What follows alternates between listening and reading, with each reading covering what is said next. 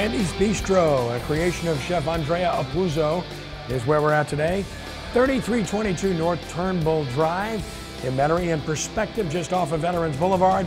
Awesome food, awesome place. Great to be here this evening for another edition of sportsNOLAtv. Ken Trahan with you. Thank you for joining us. It's Super Bowl week in New Orleans, and this is a great time for our city and the entire metropolitan area as we experience this euphoric week for the first time in over a decade. And of course, here to talk about that on many fronts. First of all, our regulars, including Brian Allee-Walsh of sportsNOLA.com. Brian, good evening to you. Kenny, always a pleasure, buddy. Yeah, it is an exciting week, and welcome to the city of brotherly love. The Harbaugh brothers, the Har Bowl, if you will, Super Bowl. We are happy to have everybody in town enjoy it. It should be a great game. I think somebody already trademarked that moniker, brotherly love. I'm just saying. Well, I stole it. Okay. I'll admit to it. Throw me into jail. Always a pleasure to have former NFL, New Orleans Saints wide receiver, has a Super Bowl ring hiding somewhere, Torrance Small. Torrance, great to have you with us. Hey, how we doing, Ken? And hello to all out there. This is not brotherly love. I played in Philly. They're not brotherly love. This is the city where we party. Welcome to the Mardi Gras. Welcome to the Super Bowl. Hope you have fun. Our special guest, we know a little bit about the hospitality of New Orleans. He enjoys coming here thoroughly. In fact, he's letting the world know about that with his most recent tweet, or one of them anyway, about arriving here. And New Orleans is the best. No one can do it better. And he wasn't bucking for a free meal, but he'll get one anyway for his fine work with the Dallas Morning News and for many, many years of covering the National Football League. It's great to have Rick Gosselin with us. Rick, thanks for coming by. It's great. It's great to be back in New Orleans it's been a long time, but it's good to be back. Now, I'll start right there, too. You really do believe this is the best place to hold the Super Bowl? Yeah, I've been covering big events here. I covered back when they had the first basketball sub-regional doubleheader here, and I've been a big fan of the Dome, and this is a great big event town because you can walk everywhere. It's restaurants, the team hotel, the stadium. It's just, if you don't have to get in a car or a bus, you're ahead of the game, and New Orleans has always been ahead of the game. Well, it's great to have you with us, Rick, and great to have you in our town. We'll take a time out here. When we return in just a moment, we'll start to break down the matchup of the San Francisco 49ers and the Baltimore Ravens as we continue from Andy's Bistro on North Turnbull, just off of Veterans in Metairie on WHNO Channel 20.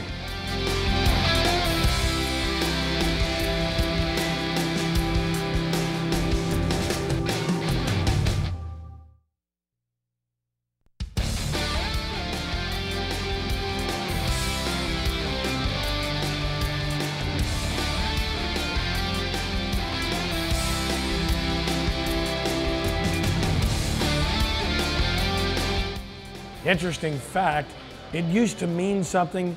I'm not sure it does anymore based upon the way that young quarterbacks seem to perform with the bright lights on, as we've seen throughout the course of the season and in the postseason. We'll see. Ken Trahan, sportsNOLAtv from Andy's Bistro in Metairie on North Turnbull. Hey, they're new and they're great, and the food's terrific and the atmosphere is outstanding here at Andy's. And we're certainly hoping for an outstanding Super Bowl XLVII as we're 6 days away from the big game in the Mercedes-Benz Superdome. The Baltimore Ravens and the San Francisco 49ers. Of course, the Niners undefeated in Super Bowls, unprecedented in that regard. First time they've been here in a while, though. And the Ravens, of course, just over a decade ago, with Ray Lewis in tow, won a Super Bowl with a guy named Trent Dilfer as their quarterback. So it can be done on any level with any quarterback, I suppose, but typically you need good quarterback play. Let's take a look at the matchup, and first and foremost, the big storyline, the coaches, for obvious reasons, as you're looking at a brotherly love act here, just borrowing your phrase, Brian, a little bit earlier. John Harbaugh, the older brother, Jim, the younger brother, the career records, you know, if you extrapolate Jim out toward John, it's very similar. And then, of course, the seasons and the appearances.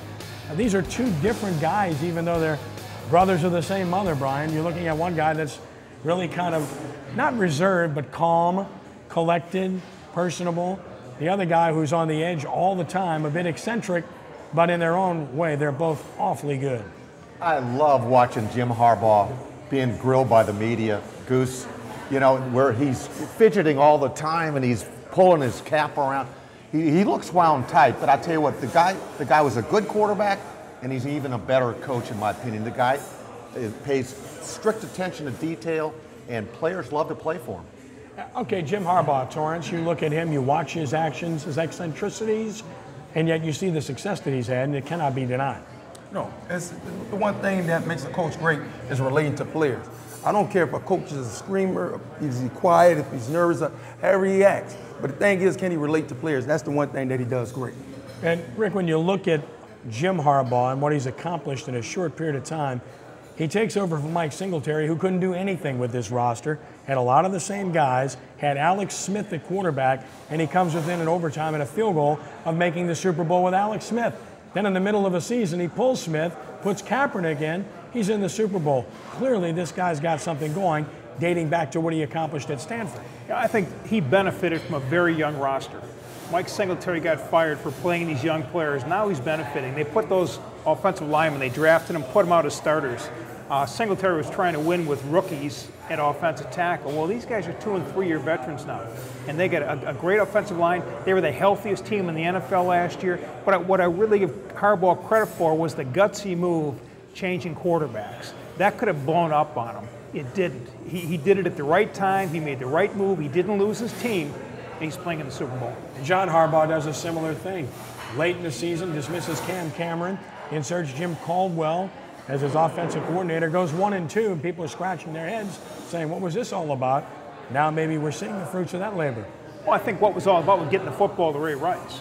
Too often, Ray Rice is one of the best running backs in the AFC, 1,000-yard rusher, Pro Bowler. Too often he was getting 10-carry games.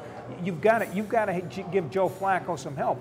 Ray Rice can carry that team. I think the reason they left Cameron, who wanted to pass, for Caldwell, who was willing to call handoffs, and I think that changed the whole dynamic of that offensive team. Let's take a look at the offenses, and Brian, as we start with the offenses, let's start with the running game and the comparison of the two feature backs, if you will. Very similar numbers over the course of this year. This is a virtual wash.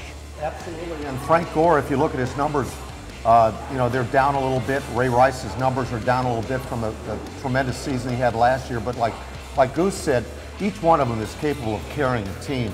I like what Baltimore did in the AFC Championship game. Caldwell just said, and John Harbaugh said, let's put the ball in Flacco's hands. Let's let him win it. Run Rice and throw the ball vertical, get down the field. That's what Flacco excels at, Torrance. Well, that's where he's best at. Play action pass, get back, show that live arm that he has. He has the speed on the outside to get the ball down the field. That's what he has to do. In this game, I believe the team that passes the best will win because the defense, they're a great defense and they do not allow the run. Well, the quarterbacks, of course, attract a lot of focus as well. And here are the numbers on Joe Flacco and Colin Kaepernick. Kaepernick, the better completion percentage. The yardage really not comparable because one guy played half the season, the other a full season. The touchdown-interception ratio is good. And the rush yardage, well, you know Kaepernick's going to have the edge there. Goose, as you look at these guys and you see what Kaepernick's done this year, really no one's figured out how to handle him or this offense yet. They will in due time, but right now it gives an advantage to the 49ers, doesn't it? Well, I think some of the best coaching in the NFL is on the defensive side of the ball. This whole read option thing has been fairly new. There wasn't a whole lot of tape on it. You really can't judge it off college tape. Robert Griffin, the third, comes in, Kaepernick comes in, even a little bit of Cam Newton. Coordinators are going to get a view of the tape. They're going to spend all offseason studying this tape and figuring out how do we defend the run option. I think we're going to see a different defensive scheme next year, but right now, you're right. There's a benefit that this is unseen for the Raiders. They haven't really played a quarterback like this. They haven't seen Kaepernick, and that is a definite edge. Let me say this, though. He had that huge game against Green Bay. The next week, he ran the ball twice. Yeah. They used him more as a threat to run as opposed to a runner. Sure, and part of that was subterfuge. The other part was the fact that the other team made adjustments off of the tape from the Green Bay game. Brian, as far as defenses, these are two flip-flop teams. The 49ers were dominant most of the season, and they've been very human late in the season. The Ravens struggled for much of the season. Injuries were a part of that. Now they're healthy for the most part, and they're playing better. Yeah, I think in Baltimore's case, Ken, you're absolutely right. It's the healthiest that they've been coming into the Super Bowl now, and they've turned it all on. You know, people were counting them out when they lost 4 of their last 5 in the regular season, but Joe Flacco's been a road warrior, so has his team. And you know what? Watch these 3-4 defenses because the Saints are going to adopt this, and we'll see a lot of this next year. Yeah, I think it's a very good point. We certainly want to get a good look at what this is all about.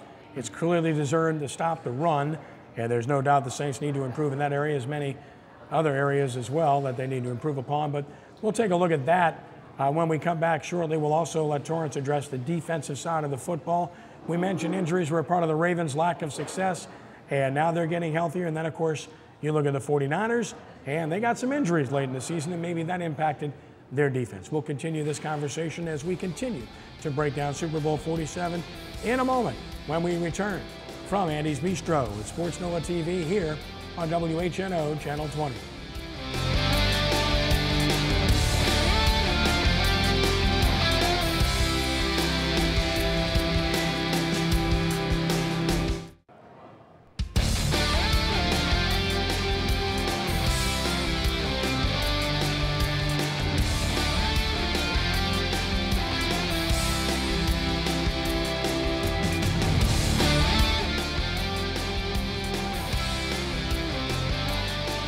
Very interesting statistic about the games played in New Orleans with non-offensive MVPs. Of course, 3 were defensive. Desmond Howard got it pretty much for his returns against the Patriots in the 97 game, which of course was kind of upstaged by the leaking out of the news that we broke at the time on radio that Mike Ditka was going to be the new head coach of the Saints. How'd that work out?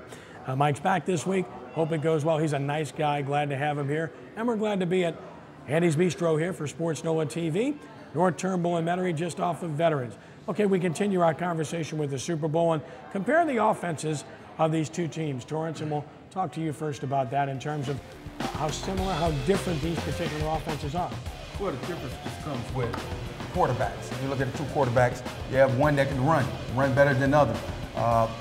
They both throw the ball pretty exceptional well. Now you look at the receivers, I think it's about a wash at the receiver. Randy Moss found new life out there with Crabtree. You have Torrey and Bowden. They're both putting up great numbers, playing well in the postseason this year. So running game, I'd say about the same with Gore and what's the little guy name? I'm sorry, I lost thought. 2-minute concussion. LaMichael James, yes, LaMichael James, a great runner. So I think about balance when you come to offense. It's going to come to what those quarterbacks do. That's what's going to change the game offensively. Well, Brian, when you talk about numbers, it's great to look at rushing yards, passing yards. You're looking for balance, but the number that matters is scoring. And it's pretty interesting how close they are, 10th and 11th in the league respectively, one averaging 24.9 a game, the other at 24.8. Well, you would think that this is going to be a relatively low-scoring game, at least in the 20s, low 20s. I suspect it will be. If you look back at the Thanksgiving game a year ago between these teams, it was such that, in fact, it was a boring game. I hope this one is a hell of a lot more entertaining. Rick, when you look at this matchup from an offensive perspective, do you see one offense in your mind that might be playing better at this point? It seems to me they both are playing well. San Francisco's got one of the best offensive lines in football. I think that gives them an edge. Torrance talked all about the skilled players, but that offensive line, they don't. The quarterback doesn't get sacked. Got time. You got holes for Frank Gore. The Niners have the best offensive line in this game. That's an edge. It's really interesting, Rick, because the Ravens retooled their offensive line and recreated themselves in the process by making bold moves there, which were dictated by injury and by a lack of productivity. But you're right, San Francisco may have the best offensive line in the NFL. I don't know anybody that's got 3 first-round draft picks, young first-round draft picks starting on the line. The one year, then a couple years back, the Niners had 2 first-round draft picks. They took 2 offensive linemen.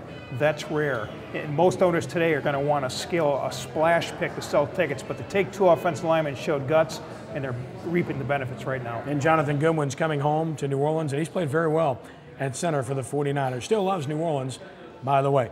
Let's take a look at the defensive comparison between these two teams. And the 49ers very stingy against the rush, as we saw last year as well. They're very hard to run the football on, unless you happen to be the Seattle Seahawks. And in terms of passing yardage, both teams have done a pretty good job. The 49ers exceptional in that area. Total yards allowed, well, San Francisco's right near the top. And then points allowed, what really matters, again, San Francisco numbers really good.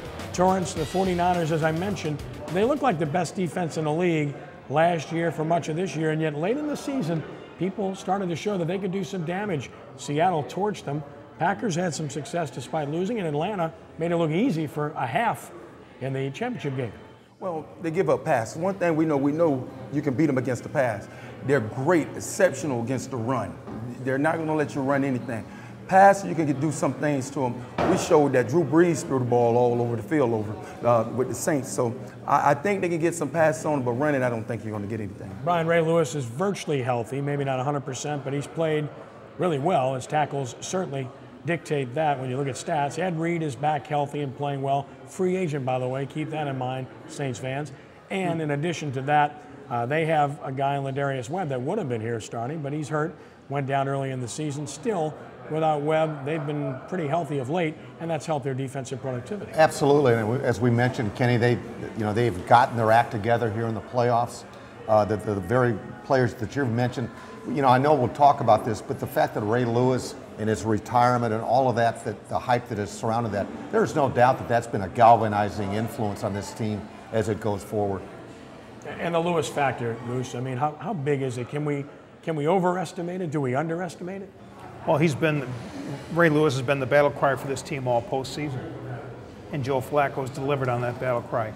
Oh, he's one of the great leaders we've seen in the NFL in this generation. Great player, Hall of Fame caliber player, and just what he means to the heart of that defense. He makes the players around him better, and they perform better when he's on the field. The lull they had, they dropped. This is the first time in 10 years they've been out of the top 10 of defense. It's because Ray Lewis missed 10 games. Ray Lewis is on the field. Everybody's playing better. And again, we're seeing them play defense right now the way they have normally played it as a top 10 defense. Yeah, classic domino effect that we talk about frequently, about how one guy can make everyone around him better. That certainly indicates who Ray Lewis is as an NFL football player. Well, Super Bowl week is here. That means it's a busy, busy week. Let's take a look at the calendar of events. Media Day, that's always a circus, literally. And Brian, you'll be there. Rick Daly will be there from our crew at sportsNOLA.com. I'll be there as well. Wednesday through Sunday, the NFL Experience. If you haven't experienced this, bring your children. There is just a smorgasbord of things to do. Then Saturday, Super Saturday of Service, Hall of Fame class of 213 announced, and kickoff Sunday. Speaking of Hall of Fame, Rick, you have a vote. This is a tough class to have to choose from this year. It's always a tough class. Yeah. In our voting cut from 25 to 15, we eliminated 6 all-decade players. We have 5 modern era slots, and we have 9 all-decade players in the final 15. We're going to leave Hall of Fame players off this class. They're going to have to wait a year, but you could take any 5 of the 15 and you got a respectable Hall of Fame. Yeah, we're partial to Aeneas Williams, a New Orleans kid who played great. Morton Anderson, who didn't make the final cut. I know kickers have a hard time getting in, but this guy was transcendent, along the lines of Jan Stenerud. I was surprised by that. There only been like a dozen two-time all-decade players in history, and Morton's one of the 12. And also, he's the game's all-time leading scorer. It's a record that'll probably never be broken. I don't see anybody kicking 26 years. He changed the game with the long field goals and the kickoffs. There seems to be a bias against kickers, but this guy belongs in Canton. Much like Ray Guy does. Another topic for another day. We'll take a time out here. When we continue in just a moment, we'll turn our attention to your New Orleans Saints. They're not in the big game, but they're ticking with a coach back in tow on sportsNOLAtv.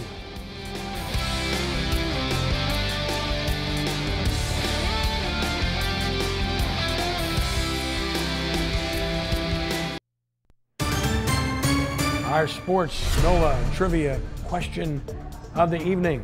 New Orleans will tie South Florida on Sunday when it hosts its 10th Super Bowl. What city ranks 3rd on the list? Okay, you can throw one of those out pretty easily, maybe 2. But the choices are Tampa, Los Angeles, San Diego, and Atlanta. We all know it's down to 2 of those, so think about it. We'll give you the answer a little bit later on in the show. Ken Trahan, sportsNOLAtv from Andy's Bistro, North Turnbull, just off of Veterans in Metairie, a new creation of Chef Andrea Apuzzo. We'll talk about Andy's Bistro a little bit later in the show. Right now, we'll talk about your New Orleans Saints, who had a very busy, interesting, and prosperous week. You got your head coach back in Sean Payton, who was delivered a little bit earlier than we thought he would be, and he got to Mobile immediately, and he struck the right tone. He was contrite, he was polite, he was mea culpa to a degree, he was patient, all the things you want to hear and see from him. and yet he wasn't patient about making moves because he was very decisive in what he wanted to do. Let's take a look at the timeline of events regarding Sean Payton. Back on March 2nd, the NFL, of course, releasing its findings of the bounty program. Then on the 21st of March, they suspended Payton and players as well, but Payton for the entire season. On March 30th, they announced a plan to appeal the suspension to the Saints. April 5th, the meeting with Roger Goodell took place. Much ado about nothing. He was the final juror in that process and judge. Then the NFL upheld the discipline to no one's surprise. And then on January 22nd, or about 2 weeks early, if you will, he was reinstated. And obviously, this was a good move on all fronts, Brian. When you look at this, it occurred prior to the Super Bowl, softens the blow for Goodell. Payton got out in front of it and said, treat the guy right. Payton basically admitted to some sort of wrongdoing. We'll never know what, because appropriately, both sides are not speaking about it. And I think that's the right thing, even though it goes against everything that's in our bones as reporters we'd like to know. Yeah, I agree with you. The question I've asked since it happened is, personally, I don't think it would have happened had the game been in Miami. I think that Goodell perhaps would have enforced the remainder of the suspension, you know. But that said, it's great for both sides. It really is. It enables Roger Goodell to come in here and at least be thinking that, you know, okay, I've done something for the city, I've helped out, and Sean Payton gets back to work and doing what he does best, and that's coaching the New Orleans Saints. Torrance, just say you're wrong, don't complain, say all the right things, and move forward. And if you do that, I'll let you come back. Basically, it sounds like that's what happened here. And the Oscars goes to Sean Payton. Great acting, great pretending. These guys, this was staged. It was staged perfectly. It was as part of the media. It's some cleanup, sweeping some stuff up under the rug so they can move forward with this thing. So Goodell can come down and not be harassed by New Orleans fans, and the Super Bowl can have a great event. Rick, I'd love to get your perspective because we're all here in New Orleans, so there's a jaded view to a degree. We all admit to that. All of us collectively feel like the penalties were too harsh. All of us felt like there was a burden of proof that wasn't met to a large degree, but it was clear that the Saints were wrong and Payton was wrong. As a bystander from the outside, living in the same area that Coach Payton does, how did you see this situation unfolding, and did you feel like the penalties were too severe? Well, somebody was going to pay. You look what's happened the last 2-3 years. The NFL has cut down on the hits and the injury-causing plays. There was clearly a bounty system or something was going on here. They got the Greg Williams stuff on tape. I think Goodell was trying to make an example of Payton and the Saints, and he was going to come down hard on the first offender. The Saints were caught, they were fed. Now, whether he went over the top, I thought a year ago at this time, I thought the Saints were going to be the first team to host a Super Bowl on their home field. After watching that Niner-Saints title game last year, I thought the Saints could be everybody's pick to go. And then to lose your coach, to lose your GM, to lose 4 or 5 of your players, I think it was completely dismantled, and it was a lost season for the Saints, and I'm kind of anxious to see what they do next year to come back and fix it, because this is still a very good team, very good quarterback, great head coach. We all feel that way, and I think you're right. We're all interested to see how it's going to come. I think it's going to be somewhere in between. They're going to probably be a winning team, but maybe fall a little bit short of their goal unless they improve this team markedly. Steve Spagnuolo, Ken Flajoul let go immediately upon Sean Payton's reinstatement. About a day later, Torrance, you surprised about this? And tell us your reaction to it. No, not surprised. Anytime you come up with the worst defense in the NFL history, change is going to be made. Now, do I think he should take all the blame? No. I think some players should be let go too, and I mean a lot of them. Brian, I know you share that sentiment. Spagnuolo's not a bad coach. He's a good coach. The system did not fit here, obviously. I agree. I think he got caught up in all of the bounty ramifications, and I think he's an excellent coach, and he's going to land somewhere back in the league, and he's going to be an asset to an organization. You know, his dismissal is tied in jointly with the fact that Sean Payton's going to a 3-4 now. And I promise you that Steve Spagnuolo was fired in December, okay, as soon as his team was eliminated from postseason consideration. Sean Payton knew what he wanted to do, and he quickly acted on it. Agreed. And Rick, as far as replacements are concerned, names are floating around left and right. Some obvious names. Eric Mangini's name has been out there, Romeo Crennel, among others. And clearly it's going to be somebody that runs a 3-4. Good coaching. I personally, if I had a 4-3, I'd hire Lovie Smith tomorrow, but that's not the scheme they want. Romeo has had a shot both in Kansas City and Cleveland. Hasn't had the great defense. I think Mangini's probably the favorite in the clubhouse. This is a good coach who's got some Super Bowl rings, head coaching experience. I think he's probably the best fit for what they've got. It'd be pretty good. It'd be a good hire if you could get a guy like that here, Torrance. Yes, one thing you want a coach that coaches the 3-4 defense. I like the 3-4 defense for the simple fact that you can get very exotic with it. You don't know who's coming at you because you have the linebackers that are speed rushers as well as that can tackle. These guys can cover. They can drop back in coverage as well. So I like the 3-4, and I think Mangini would be a great pick for this being under Belichick. Marquez Wilson, Casillas, and others, Brian, would benefit from the 3-4. Yeah, and I understand why Torrance likes the 3-4. He dropped as many passes against that defense as he did the 4-3. So no wonder he likes both defenses. How about that? That's a good one. Rick, nobody better than Wade Phillips in employing the 3-4, right? He's awfully good at that, isn't he? I like the 3-4 if I got those linebackers that Jim Mora had. That's right. You got that, yeah. You're right. This is a scheme. Each of the last 7 years, the #1 ranked defense in the NFL was a 3-4. And the majority of teams are not playing a 3-4. That's how stout this defense is. That's a really good point. I think that's something that a lot of people probably are not aware of, and how significant the difference is between the two. And oh, by the way, while the Saints lack quality linebackers, they really lack quality defensive linemen. We'll take a time out here when we return. Best Super Bowl ever, most significant? That's our hot seat segment as Sports NOLA TV continues from Andy's Bistro.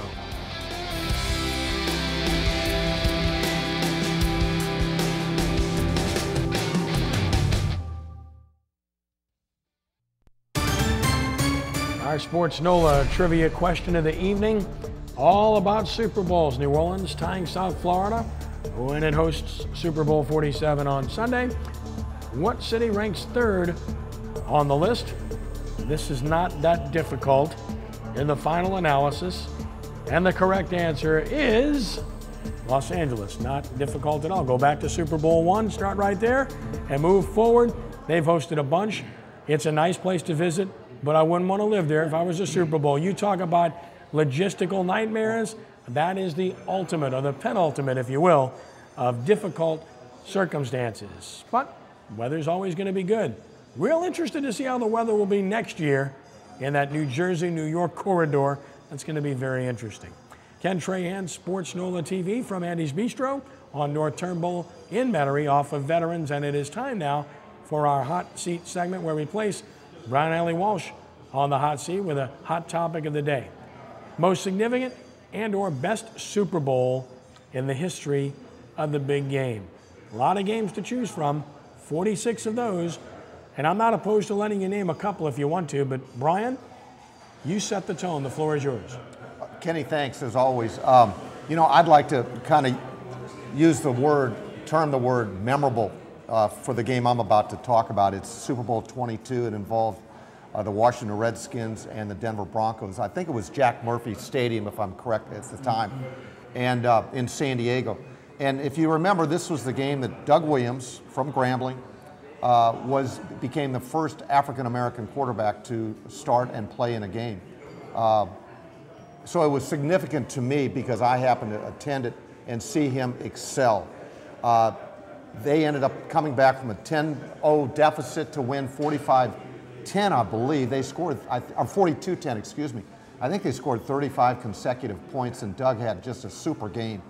In fact, Timmy Smith ended up being named the MVP of that game, and arguably you could make a case that Doug Williams should have at least shared in that award as well. But it was significant from the standpoint that Doug Williams got that first start, excelled, and handled himself so well. In fact, if you remember from that game, that question came from a reporter friend of ours.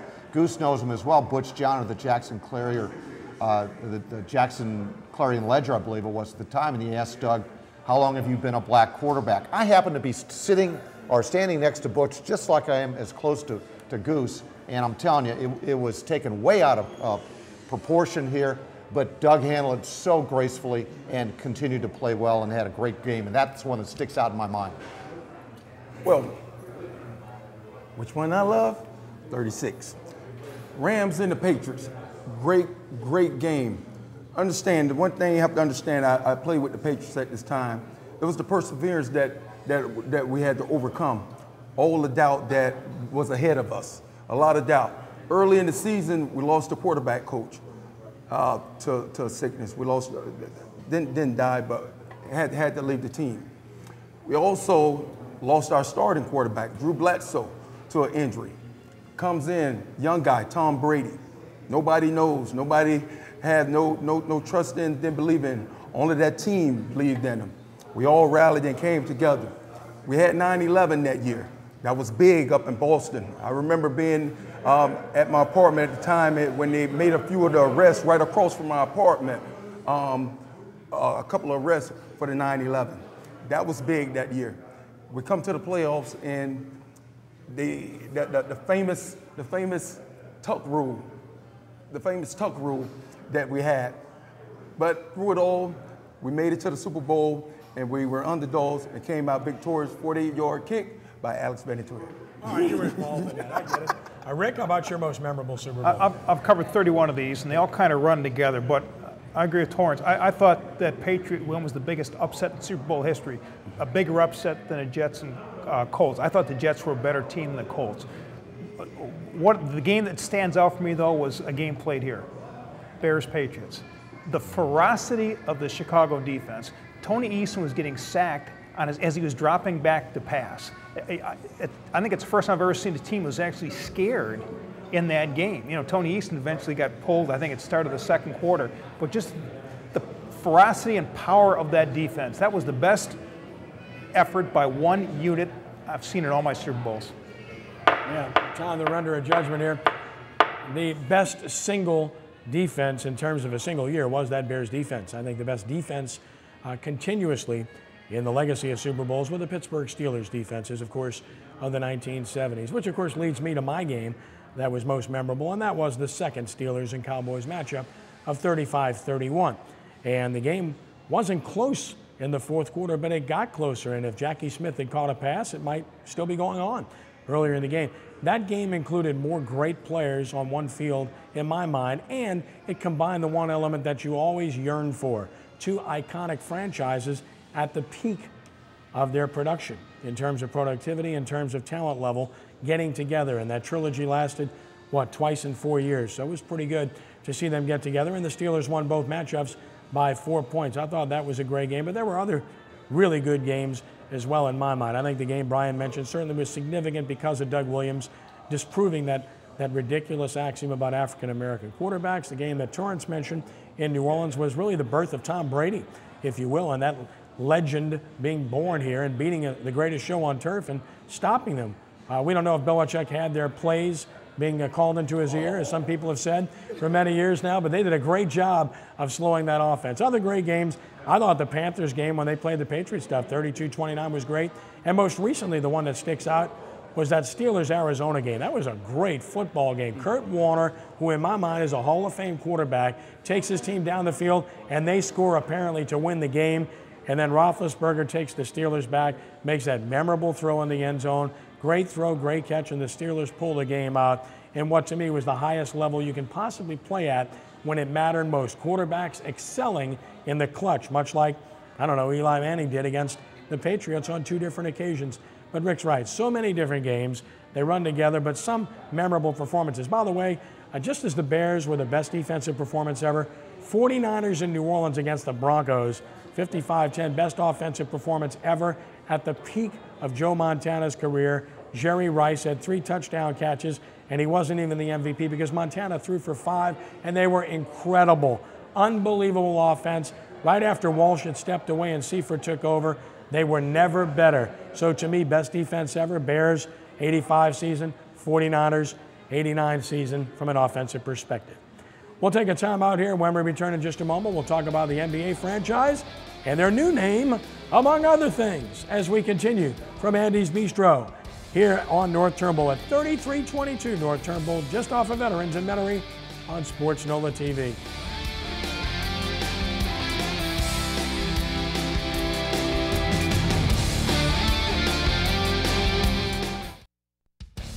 Now trending at sportsNOLA.com. Of course, extensive coverage of Super Bowl XLVII.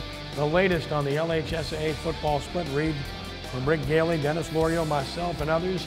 Countdown to signing day continues. Numerous recruiting stories that we've put up in the last 24 hours. Also, the Hornets have a story on their big win at Memphis, as well as college basketball news, and of course, our first NBC video updates, sponsored by First NBC Bank. Check it out and enjoy it all at sportsNOLA.com.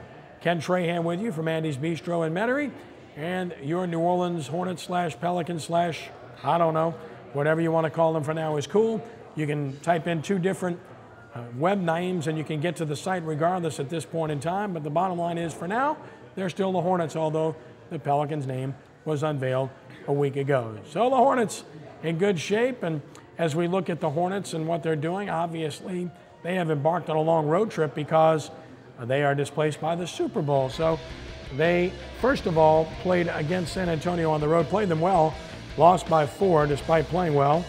Then they came home and just threw one of those floppers in there against the Rockets, played lousy, and then came back yesterday evening and played extremely well against one of the best teams in the Western Conference and shut them down. They won at Memphis 91-83. Brian, this is a team that's improved offensively because of Eric Gordon, but it's still not a team that's really that good offensively, so they have to play good defense. They'd given up 100 points or more in 4 straight games as we watch some of these highlights, and obviously that changed against Memphis. When you hold a team to under 90 points, typically you're going to win. And you know what? They've actually, the last week or 10 days, they've actually put a lot of points on the board. Brian Anderson continues to amaze me that as a three-point shooter, one of the leading three-point shooters in the league, there he is right there. That was ridiculous. You know, but the win last night against Memphis was signature. It really was. Monty Williams was hugging players as they were coming off the court. That's how significant a win that was. So they're 1-1 as the Pelicans Hornets, you know?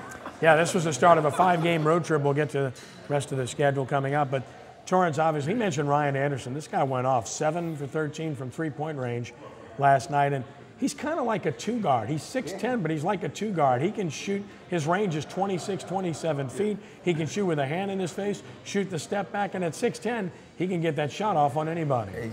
He plays like the European guys. Big guy, shooting from the outside, Dirk Nowitzki type guy. They shoot the ball very well.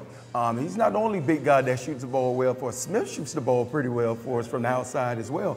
Here's a guy that mean down low, but he gets that the shot right there above the free throw line. He's great in that range. Rick, I know, of course, the Mavericks are in the same division as the Hornets, so you know a little bit about what goes on in Dallas, and obviously that franchise has slipped significantly. Nothing is going on in Dallas right now, basketball-wise. Yeah, I hear you. Things have changed significantly, but New Orleans has Anthony Davis, #1 draft pick, who's got a great future. Yeah.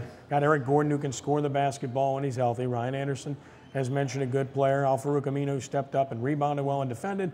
And in addition to that, they've had some good bench play. So it's a young team that seems to have a future here in New Orleans, although it's not the present. Yeah, again, if you're not Oklahoma City or the Spurs or the Lakers, you're inconsequential in the West. And right now, the Lakers are inconsequential. Clippers are there now. Yeah, Clippers are there now. But those are the teams you got to beat. I mean, everybody else is vying for that 4th through 5th seeds. Let me just get on my little soapbox here. This is one of my pet peeves about team names. I think when you put a franchise in a town, I think it becomes civic property. The nickname, the logos, and the colors. The Colts should have stayed, the name, the colors should have stayed in Baltimore. I'm glad they kept it in Cleveland. The Rams should have stayed in St. Louis. This should be the New Orleans Jazz. Absolutely. I don't get the whole Utah thing.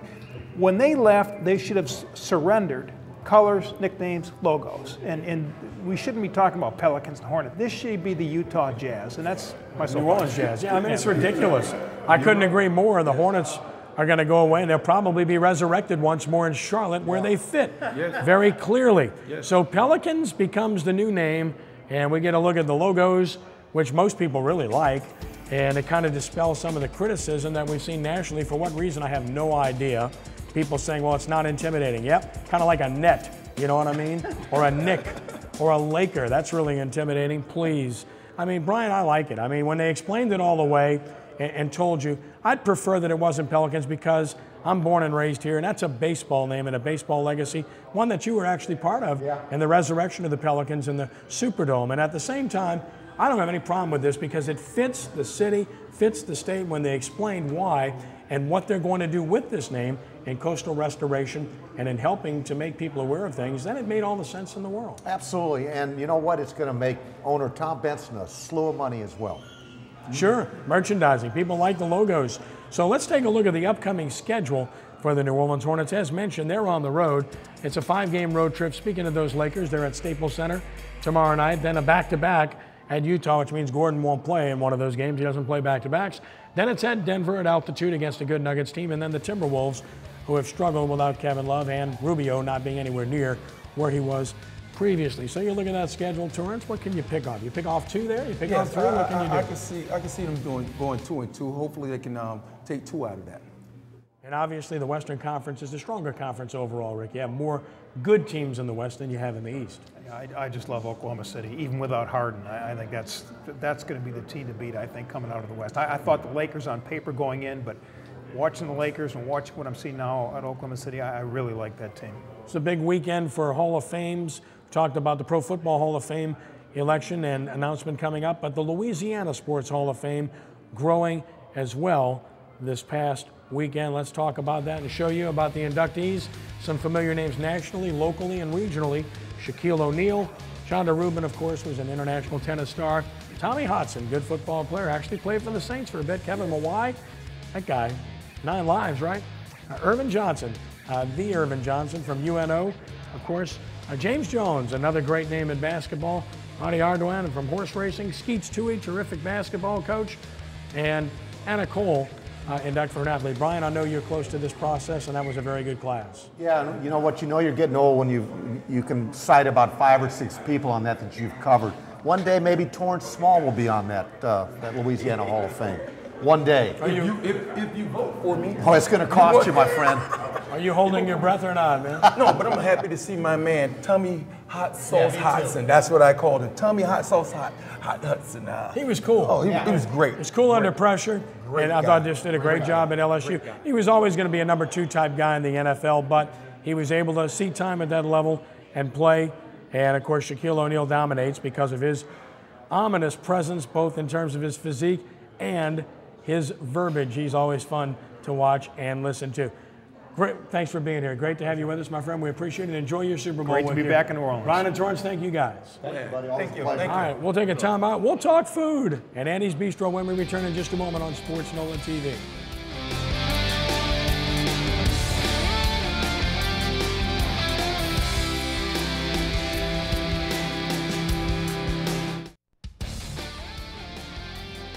Andy's Bistro, 3322 North Turnbull Drive in Metairie. Phone number, of course, on screen. It's a new creation. It's a new restaurant. It's outstanding. It's accessible.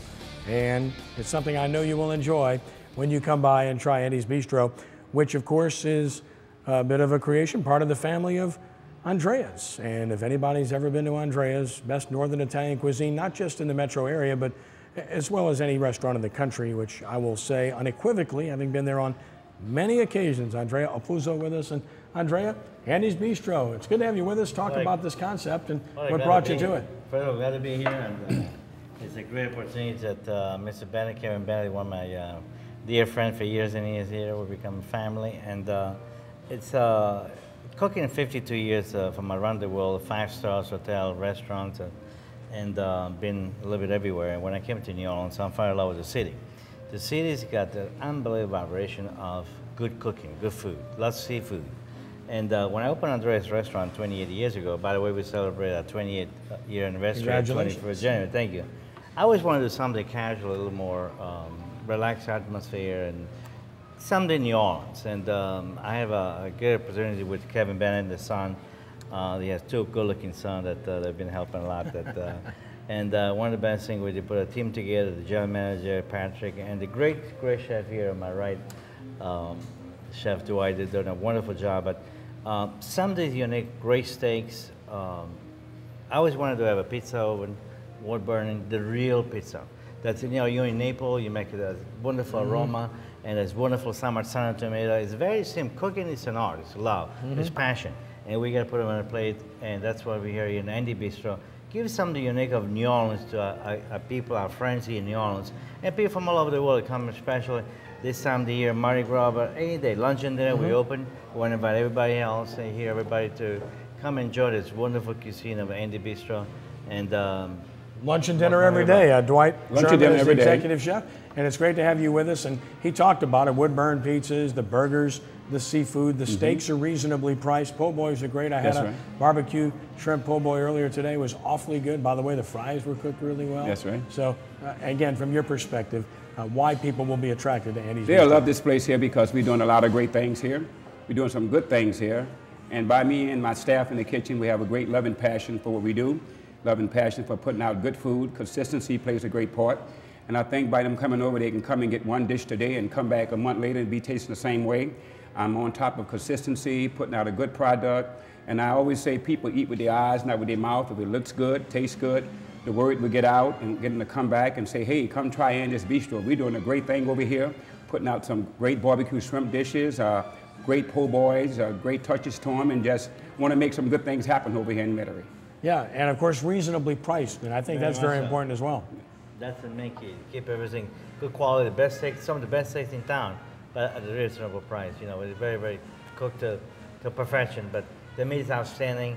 We have so many compliments on the meat you won't believe it. So yeah, a real good opportunity to taste our steak here. You mentioned Patrick James, the general manager here as well, Yes, Dwight, that's and right. obviously you have some people that understand this business and know what they're doing. Yeah, me and Patrick worked together real close to that Emerald Lagasse restaurant for many years, and me and Patrick work in a couple other places together, and we know a lot about the food concept and how to make things work in the restaurant. And when you put two people together that knows the concept of food, you can make some things happen. I got about 30 seconds. If you had to recommend one item, what is it, Andrea?